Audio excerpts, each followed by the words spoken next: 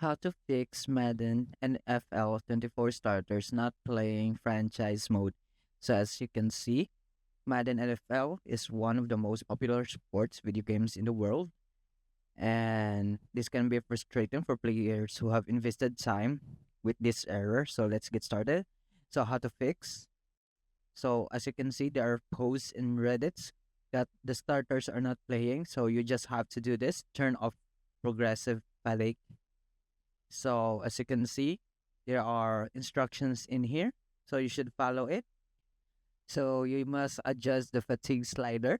So after that, you should check auto subs and update the game. And by updating the game, make sure it is to the latest version and rebuild database and cake. So if the issue persists even after updating the game, it may be caused by a corrupted database or cake. So you must rebuild the database and cake. So for that, you must uninstall or install again the game, or you could clear cake the game. And that's pretty much it.